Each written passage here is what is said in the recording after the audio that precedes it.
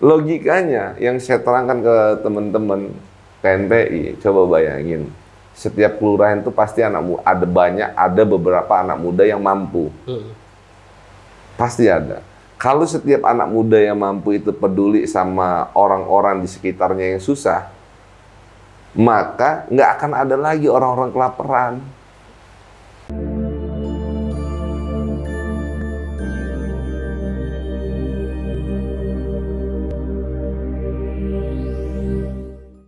Assalamualaikum warahmatullahi wabarakatuh. Salam sinkronisasi dan harmoni diri dan harmoni semesta. Ketemu lagi dengan channel Intersoul. Terima kasih pada kawan-kawan semua yang masih setia menonton channel Intersoul sampai dengan saat ini, sehingga kami bisa terus berkarya dan berkembang. Pada kesempatan kali ini kami kedatangan salah satu sosok inspiratif, dan beliau juga saat ini kebetulan menduduki jabatan sebagai Ketua KNPI Lampung. Selamat siang, Bang. Selamat siang menjelang sore. Aku manggilnya apa nih, Bang? Kalau biasa rata-rata orang itu manggil itu Bung. Bung. Nah, Bung Iqbal rata-rata. Bung Iqbal ya. Berarti pas Bung Tommy dan Bung Iqbal. Ya. Itu yang kita pakai juga Bung Tommy kemarin, Bung. Jadi biar kita kerasa Lampungnya banget ya. Kesibukan apa, Bung, saat ini, Bung? Ya, hari-hari ini banyak di organisasi. Nah, karena saya selain di KNPI ada juga sebagai ketua harian e-sport Lampung, cabang olahraga game. Nah, itu saya ketua hariannya di Provinsi Lampung. Selain itu juga ada beberapa binaan-binaan organisasi yang kita bina, kayak Gebiar Pelajar Lampung, ada komunitas Lampung Ngopi yang bermain di bidang literasi dan lain-lain. Ya, kita kumpul dengan anak-anak muda. Kenapa Bung Iqbal ini sangat tertarik di organisasi, Bung? Sebenarnya apa ya?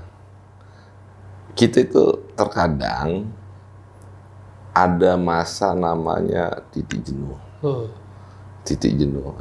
Pernah saya kerja, ketika kita sudah melalui pekerjaan kita itu dengan autopilot, atau dengan duduk aja kita udah bisa menyelesaikan masalah. Ya, seperti juga pekerjaan gua hari ini, ya kan? Itu jenuh. Kejenuhan itu membuat kita makin males, membuat kita otak tidak bekerja maksimal dan tidak produktif. Lama-lama kita kemampuan makin turun. Makanya coba untuk bermain di organisasi ternyata asik. Banyak sekali tantangan-tantangan baru yang disuguhin adik-adik ini kan, yang harus kita kaji lagi, dan ternyata dalam organisasi masyarakat tadi banyak sekali yang memang harus kita galakkan, berikan edukasi. Berarti memang Bung Iqbal ini aktif di organisasi sudah dari dulu, Bung, ya? Enggak juga, Bung? Enggak juga. Atau memang baru-baru ini?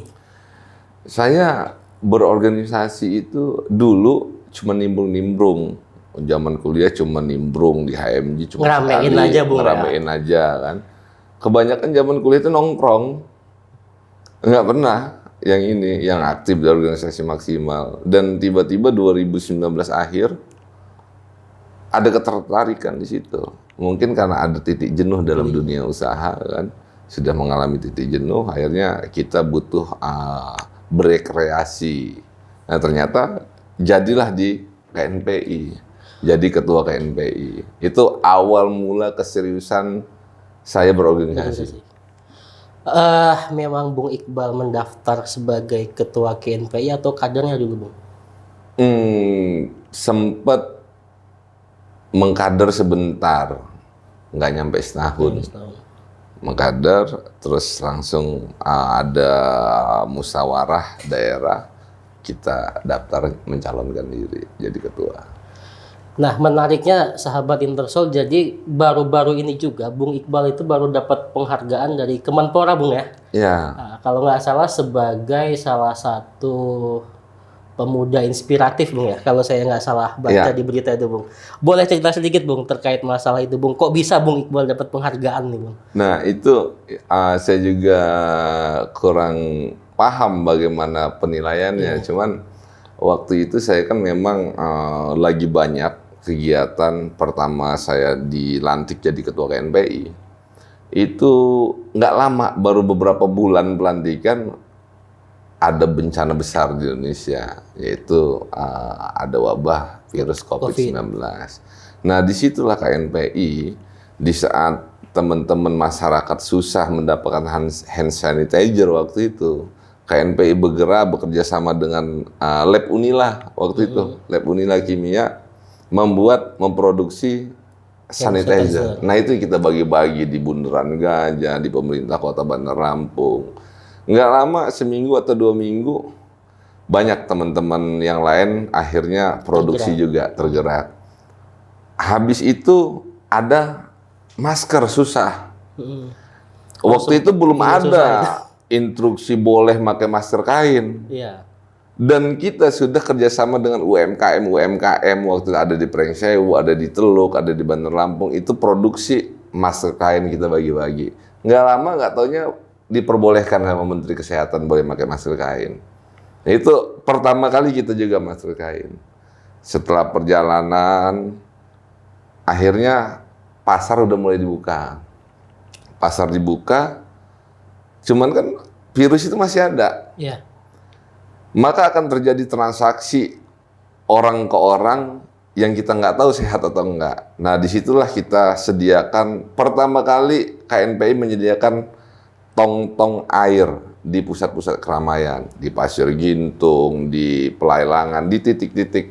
Itu untuk cuci tangan? Untuk cuci tangan umum. Jadi tempat cuci, karena dulu kan ada harus cuci tangan, begini. Nah, itulah kita hindari itu, kita buat cuci tangan. Akhirnya Pemkot provinsi pun buat juga.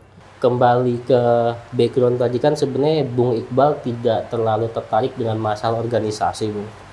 Nah, hal yang membuat Bung Iqbal tadi mau masuk itu kan karena ada rasa kejenuhan tuh. Berarti memang sebelumnya Bung Iqbal pernah bekerja di instansi yang memang resmi atau perusahaan itu? Pernah, jadi cukup lama. Jadi saya lulus kuliah, terus sebulan diterima kerja di PT Summit Auto Finance dulu. Itu dunia finance itu. Terus beberapa kali saya mendapatkan penghargaan the best marketing head, kan. Sampai terakhir 2011 saya ditugaskan di Bangka, Pangkal Pinang.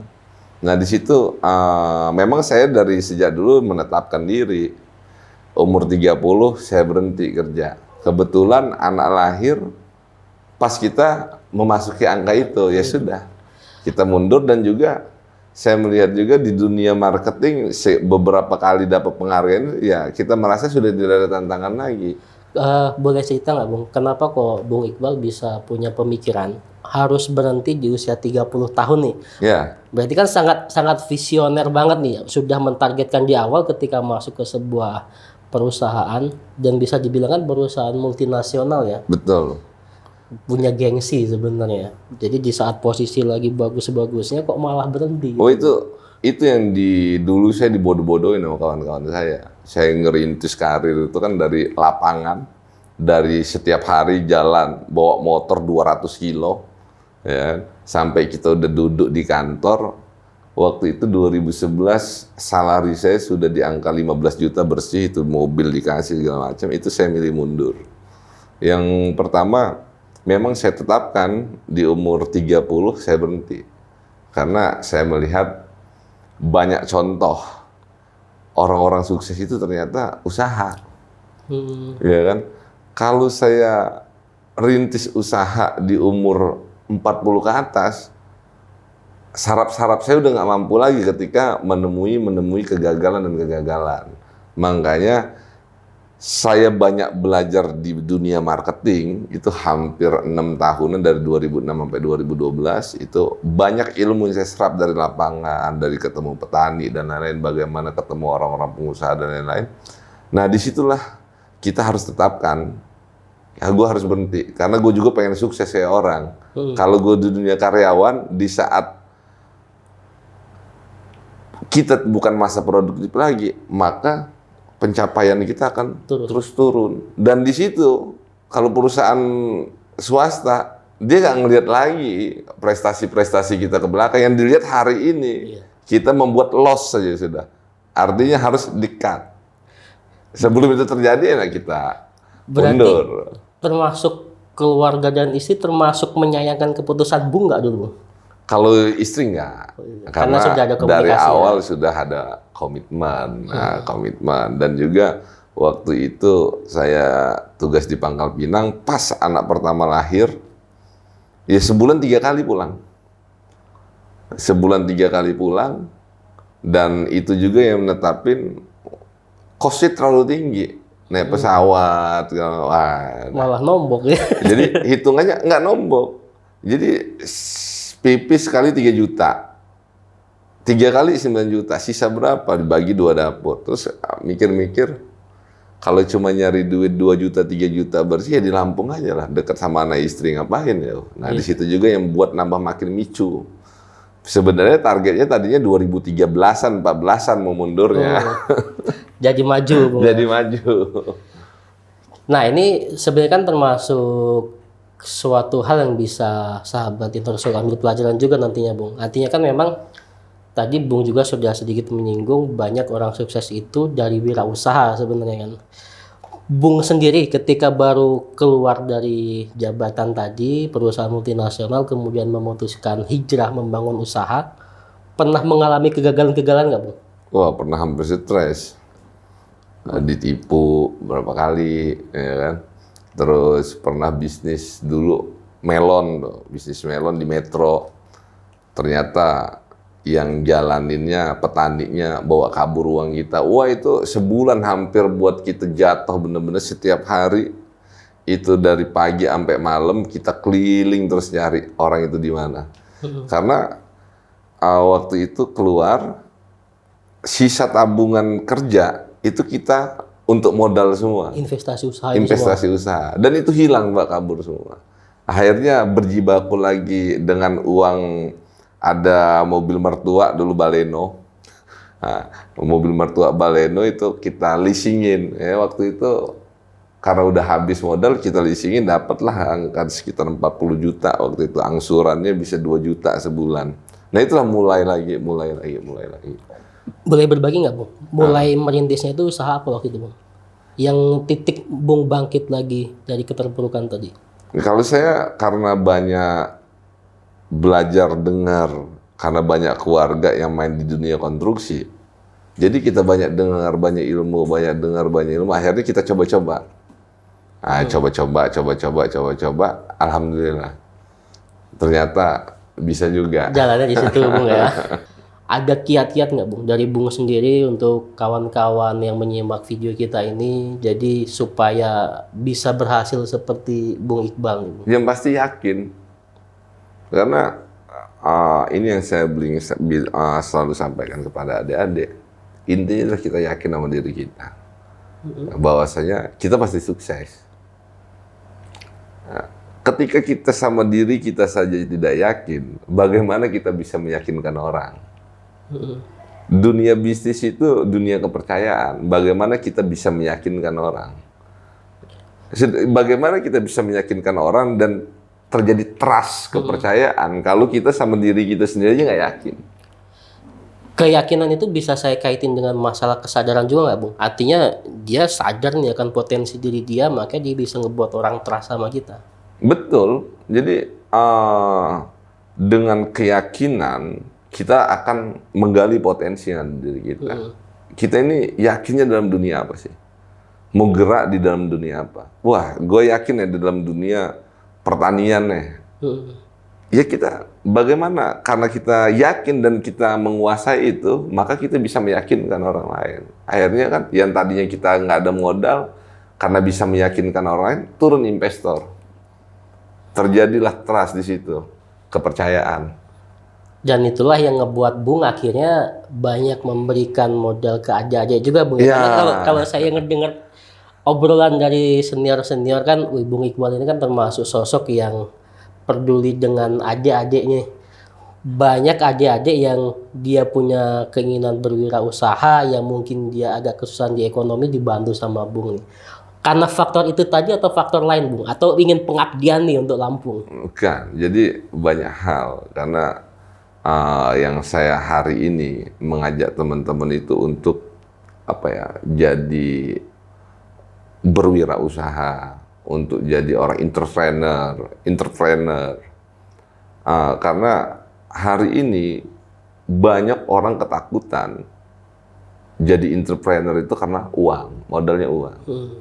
Padahal modal entrepreneur itu bukan itu, tapi ide gagasan. Ide gagasan itu akhirnya melahirkan suatu keyakinan untuk meyakinkan orang lain, maka investor akan hadir di situ. Nah ini yang kita tularkan ke teman-teman. Mau hidup nyaman hari ini, susah di hari tua, atau susah di hari ini, nyaman di hari tua. Nah, itu yang saya contohkan dengan sebuah karyawan tadi. Karyawan itu nyaman hari ini. Iya. Di saat anak-anak sudah kuliah, Mulai itu. udah mulai goyang.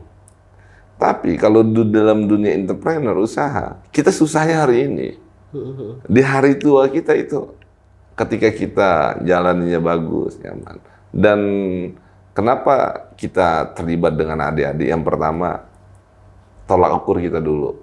Saya punya keinginan besar mau usaha tapi nggak ada uang, nggak ada modal, nyarinya susah, akhirnya nyarilah bungaan dan lain-lain. Gitu. Nah, ketika adik-adik ini kan banyak yang cerdas dan punya ide gagasan bagus-bagus, dan kekinian lah ya, kekinian hari ini, wah anak-anak ini lagi sukanya yang kayak gini, punya ide gagasan usaha, ya kenapa nggak kita dorong? Kalau adik-adik yang banyak Bung fasilitasi ini, apakah dipilih kriterianya berdasarkan yang Bung suka dari anak itu atau seperti apa Bung? Nggak, Karena jadi, kan nggak mungkin nih tiba-tiba adik yang baru nongol kemudian dipunya ide gini tiba-tiba Bung langsung yuk jalan. Kayaknya nggak mungkin tuh Bung. hampir rata-rata kayak gitu. Hampir begitu Bung. Hampir rata-rata. Kok bisa sepercaya itu Bung? Jadi gini, karena yang dibangun dalam sebuah usaha itu adalah kepercayaan dulu. Kalau kita selalu berpikir negatif sama orang, ya nggak bakal jadi-jadi. Cuman logiknya kita nggak tahu melihat karakter manusia, kita nggak bisa baca. Iya. Karakter manusia itu udahlah, katanya ada teknik 5C dan lain-lain, itu nggak bisa kita ngelihat. Itu hanya teori aja Bung ya. Kita yang keluarga aja belum tentu ngelihat tahu karakter sesungguhnya. Iya. Itu sudah. Jadi karakter itu nanti yang terpenting adalah si adik-adik ini punya ide, punya gagasan yang memang kita lihat, kita nilai potensinya bagus. Ketika dia potensinya bagus, udah itu menerangkan pasar, pangsa pasar, terus masalah apa aja kendalanya, apa aja kemungkinan yang terjadi, masalah-masalah yang terjadi, dan pangsa pasarnya kemana. Ketika itu masuk akal bagi saya, ya kita support. Soal ini Bung agak sedikit urusan dalam nih sebenarnya Bung ya. Nah, karena kan ketika bicara Bung memfasilitasi adik-adik tadi, artinya kan Bung pasti fasilitasnya itu dalam bentuk materi. Nah, komitmen Bung dengan adik-adik itu seperti apa Bung? Apakah semisal Bung full, kemudian ada persentase tertentu? Hampir sampai hari ini, saya belum berbicara tentang hasil. Jadi full jalan dulu, terus kembangin. Berarti memang murni full untuk dorong adik-adik Bung ya? Ketika memang suatu saat itu besar dan kita diajak, yuk kita buat satu perusahaan ini, jadikan resmi, kita bagaimana presentasinya, is okay. Cuman yang terpenting yang awal adalah bagaimana mengembangkan usaha dulu. Jangan kita buat beban di awal. Karena mindset karyawan dan mindset wirausaha itu beda. Mindset karyawan adalah kerja hari ini dapat hari ini. Wirausaha nggak kayak gitu. Mindsetnya adalah nanam dulu. Jadi kalau kita pikir itu kita kasih beban dulu, ini hasilnya begini-begini ya, presentasinya. Beban bagian jalanin. Waduh, untung nggak ya bulan ini? Untung nggak ya? Karena usaha baru belum tentu dapat untung. Tapi menarik nih Bung, karena kan kebanyakan orang ketika dia ingin memberikan support bantuan, itu kan pasti berpikir harus ada komitmen di awal nih, sekian persentasenya. Nah Bung ini punya pola yang agak berbeda nih, tidak memikirkan persentase bagi hasilnya dulu, yang penting jalan dulu. Karena prinsip saya itu bukan usaha utama. Memang niatnya untuk usaha kawan-kawan itu Bung yang bantu. Pertama adalah ngebangun usaha masa depan.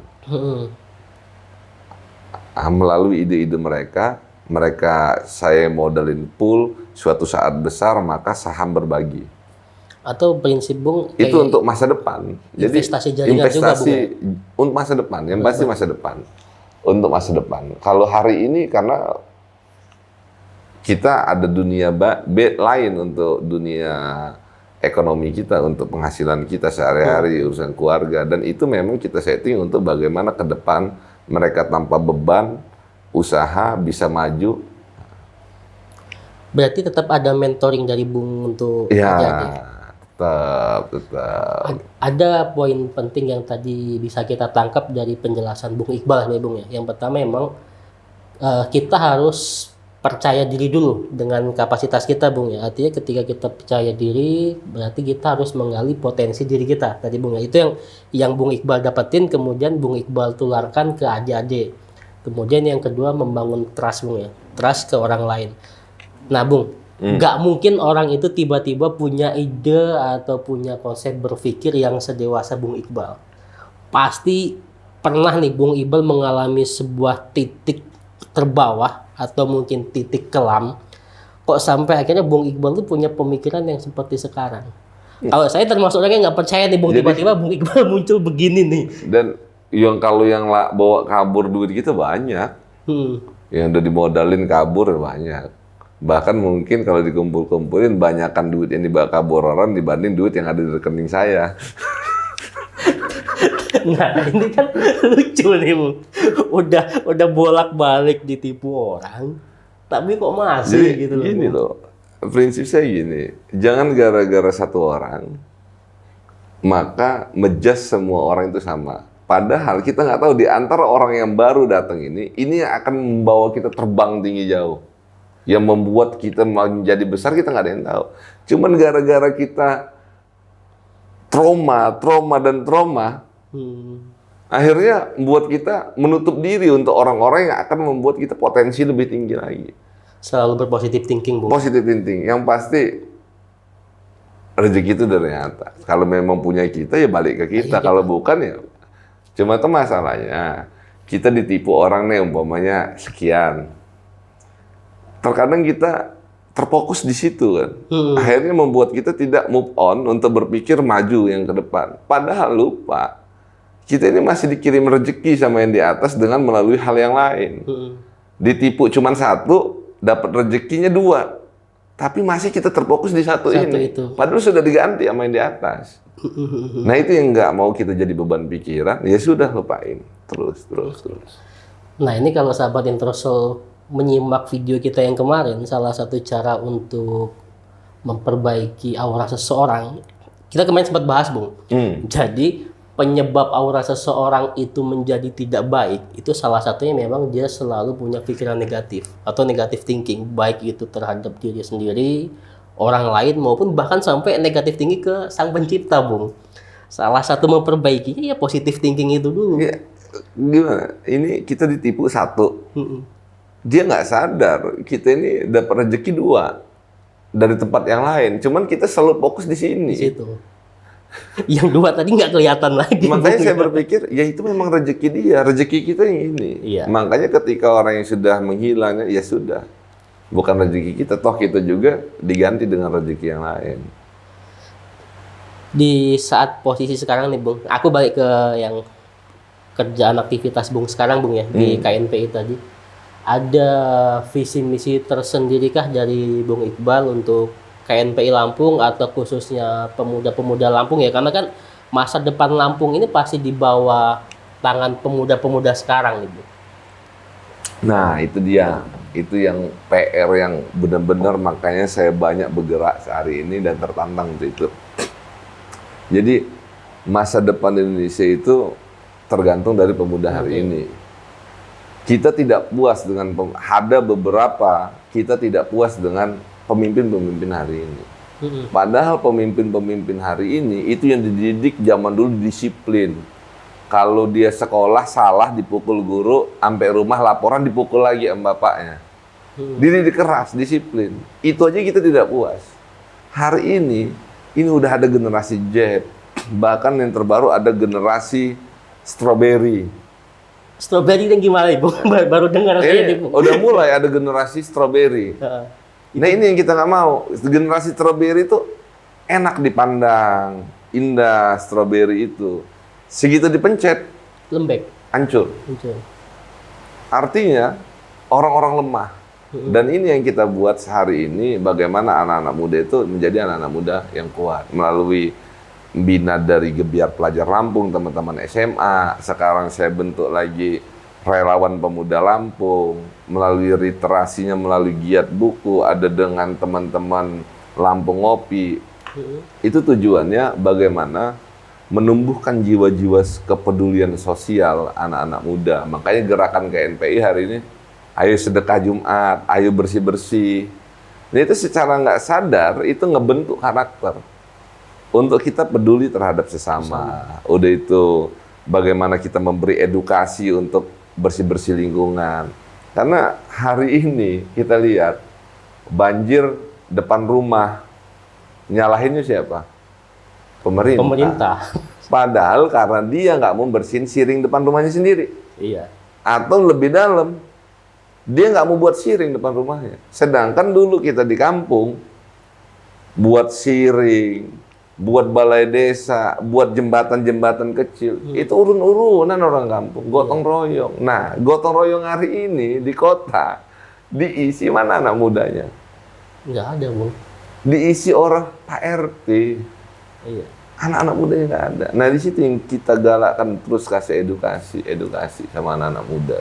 Kalau di sini anak mudanya nongkrong di pos satpam main game, Bung. Main game. Nah, itu yang kita gerakkan di KNPI hari ini, berbagi.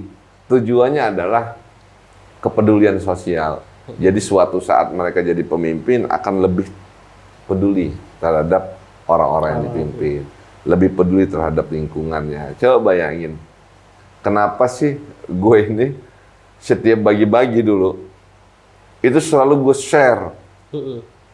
Dibilang orang, ria. Enggak. Bagaimana bisa memanasin orang bergerak untuk hal yang sama. Kalau orang berpikir itu ria, ya biarin aja, berarti ya udah. Yang terpenting adalah bagaimana orang-orang itu terpicu. Dia aja bisa, kenapa gue enggak? Logikanya yang saya terangkan ke teman-teman KNPI, coba bayangin. Setiap kelurahan itu pasti ada beberapa anak muda yang mampu. Pasti ada. Kalau setiap anak muda yang mampu itu peduli sama orang-orang di sekitarnya yang susah, maka nggak akan ada lagi orang-orang kelaparan. Nah, cuman saya agak sedikit penasaran nih, Bung. Saat ini itu kan banyak orang, terutama anak-anak milenial ataupun orang-orang yang melihat tayangan-tayangan video, ketika berbagi pasti pikirannya, wah ini ria, pengen dilihat. Kalau Bung tadi kan menjelaskan itu terserah pikiran orang, tapi boleh berbagi nggak Bung, cara Bung Iqbal sendiri menjaga hati itu tadi supaya tetap murni gue ini memang untuk mengajarkan orang berbagi nih. Cara ngejaga hatinya itu gimana Bung? Ya karena ya kalau jaga hatinya kita logikanya ya tulus-tulus saja. Selalu kita ajak orang-orang. Dan bahkan akhir-akhir ini saya hampir tidak nongol dan adik-adik yang selalu berbagi, datang berbagi. Paling saya ketika ada momentum nongol. Cuman sudah banyak bermain di belakang layar aja. Lebih banyak itu bunyi organisasinya yang berbagi. Itu tujuannya untuk mengajak, merangkul. Dan hampir hari ini saya bentuk relawan-relawan pemuda itu untuk tujuannya menumbuhkan jiwa-jiwa sosial itu tadi. Sorry Bung, tadi kan Bung Iqbal sempat nyebut ada komunitas Lampung Ngopi Bung ya? Iya. Kenapa harus kopi Bung? Apakah memang karena Lampung itu sumber penghasil kopi? atau memang karena saat ini sedang tren kayaknya budaya ngopi itu? Enggak, itu sebenarnya bukan ide gagasan saya. Oh. Lampung Ngopi itu udah lahir lama. Mm-mm. Kebetulan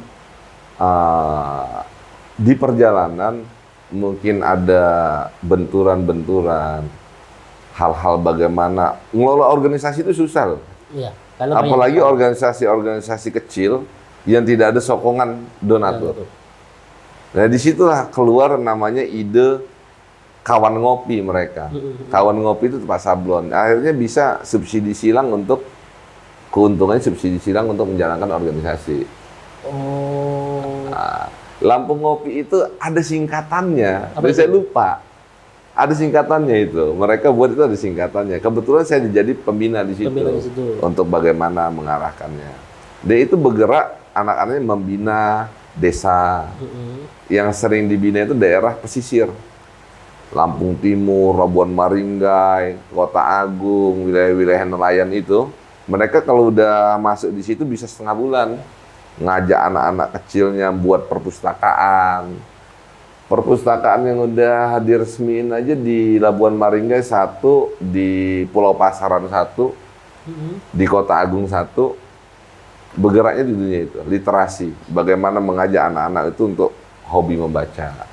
Untuk sahabat Intersul boleh ini Bung, mungkin disampaikan ke sahabat Intersul yang sekiranya ingin bergabung di komunitas anak-anak muda tadi. Iya. Kalau emang pengen gabung ke Lampung Ngopi atau mungkin ingin Ada berbagi giat buku, ada kalau anak-anak pelajar itu Gebiar Pelajar Lampung, ada Forum Belajar Lampung, itu bergeraknya sama.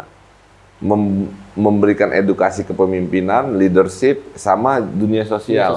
Sama, dunianya kayak ngebina desa binaan, perpustakaan, literasi. Mainnya dunia hampir sama. Hampir sama. Ada kalau yang udah berumur, anak-anak muda bisa gabungnya di Relawan Pemuda Lampung. Itu langsung di bawah KNPI. Ya, kalau dia Relawan Pemuda Lampung, itu kita perekrutan kemarin angkatan pertama. Nanti di bulan 3 atau 4 itu akan pembukaan lagi. Jadi pembukaan lagi untuk perekrutan. Karena kita nggak sembarang juga perekrutannya. Iya. Jadi harus benar-benar orang-orang yang semangat. Makanya itu akan gugur oleh waktu biasanya. Akan dari 150, akan sisa 50 udah top. Seleksi alam Bung. Seleksi alam. Cuman kita benar-benar mencari orang-orang yang benar-benar bagus. Nah itu bisa tag IG-nya, bisa di DM IG-nya, ada Lampung Ngopi, ada giat buku, ada kalau teman-teman pelajar ada Gebiar Pelajar Lampung, kalau di Relawan Pemuda Lampung itu di KNPI Provinsi Lampung, IG KNPI Provinsi Lampung. Untuk IG kawan-kawan yang sudah disokong, yang sudah dibantu oleh kawan-kawan KNP juga supaya pemuda-pemuda Lampung ini bisa lebih tumbuh jiwa sosialnya Bung ya. Jadi kalau kita konsep keagamaan berarti dia membangun hablum minannasnya dulu Bung ya. Iya. Ketika hablum minannasnya itu sudah terbentuk, secara tidak langsung nantinya hablum minallah itu pasti akan mengikuti juga Bung ya. Karena kalau kita melihat yang kita ngobrol sama kawan-kawan semua, dan itu yang kita ajak ke teman-teman Relawan Pemuda Lampung, makanya mereka semangat. Semua manusia itu pengen beramal, pengen sedekah, cuman terpaku sedekah itu berupa uang. Padahal senyum aja sedekah Bung. Padahal dengan dia tenaga, edukasi, mengajak, itu sudah sedekah. Makanya saya bilang, terutama teman-teman PK kecamatan di Kota Bandar Lampung, saya berbagi di sini udah 3 kali. Di sekitar ini Bung? Sini, desa sini, maju dikit itu kan ada perumahan bedengan, itu udah 3 kali saya berbagi sembako di situ. Kali di bawah flyover yang kebanjiran, saya bersih-bersih kali di situ udah sekali. Jadi yang saya ajak ke teman-teman adalah bagaimana kita ini beramal yang beramal jariah. Jadi ketika kita mengajak orang atau kita jadi inspirasi orang untuk melakukan hal yang sama, maka amal kita bertambah terus, memicu. Dan yang kita terapin juga ke teman-teman, kita buka dan buat mereka semangat. Hidup itu intinya cuma satu. Kita dilahirkan sampai tua nanti cuma satu. Orang pintar, nimba ilmu jadi profesor, nemuin lampu, nemuin AC, manfaatnya buat siapa? Buat masyarakat luas. Buat orang lain. Iya. Nemuin mobil buat siapa? Buat orang lain. Begitupun kita jadi manusia, lahir buat apa? Buat bermanfaat untuk orang lain. Kalau bisa kita hari ini bermanfaat untuk orang lain, kenapa nunggu besok? Kalau bisa hari ini teman-teman secara gratis, bisa tanpa ngeluarin uang, bisa bermanfaat untuk orang lain, kenapa nunggu harus kaya? Iya. Nah itu yang kita harus terus gerakin ke adik-adik. Karena memang prinsipnya, perintah di agama juga jelaskan di Muslim. Sedekah itu banyak benar. Ya, sedekah itu kan nggak berupa uang. Iya. Banyak hal kita sedekah. Nah, ketika kita bisa bersedekah sebelum kaya hari ini, kenapa harus nunggu kaya? Karena terdigma orang, Sedekah itu harus sedekah materi. itu uang. Jadi nunggu kaya dulu. Gua kan masih kayak gini, makannya susah. Ya kan? Sedangkan bukan itu. Yang penting sedekah itu bermanfaat untuk orang lain. Bagaimana kita buat diri kita ini bermanfaat untuk orang lain. Nah, ketika ada buah, yaitu bonus dari yang kuasa. Yang penting kita tabur aja, Bung. Tabur. Sebanyak-banyaknya. Dan yang pasti jangan berharap itu akan ada imbalan. Iya. Allah sudah pasti sesuai dengan janjinya, Bung ya. Yang Maha Kuasa itu nggak pernah tidur. Iya. Jadi saya pernah ada ngobrol sama salah satu tokoh waktu zaman COVID, berbagi sembako itu kan saya hampir setiap kecamatan saya ajak teman-teman OKAP itu berbagi sembako. Tuh. Apa kata salah satu tokoh ini ngomong? Kalau manusia tidak melihat, cuekin aja. Yang di atas itu nggak pernah tidur, selalu ngelihat. Ngapain mikirin omongan orang? Nah itu karena dibilang orang ini apa ria segala macam, cuekin aja. Justru harusnya orang itu tunjukin juga dia bergerak untuk itu. Bersaing untuk sesuatu yang baik kan bagus. Cuman kalau bersaing untuk sesuatu yang jelek itu yang jangan. Itu yang jangan.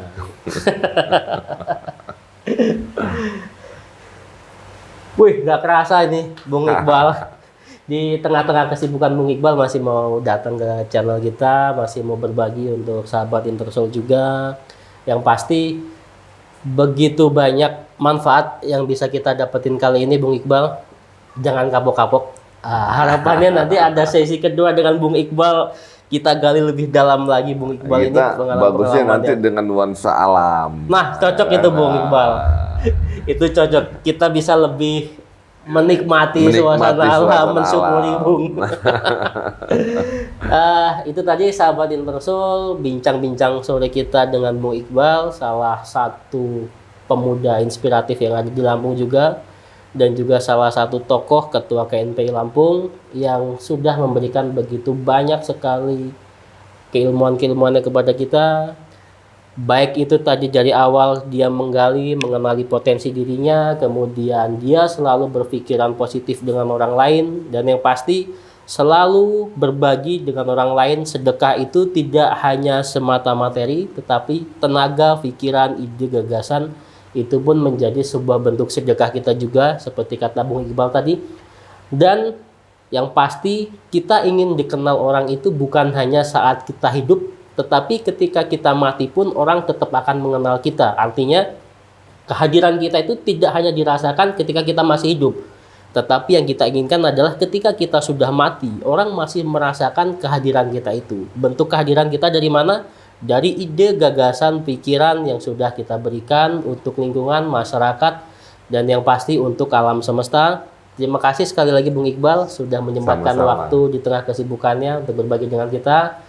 Saya akhiri. Assalamualaikum warahmatullahi wabarakatuh. Salam sinkronisasi dan harmoni, harmoni diri dan harmoni semesta.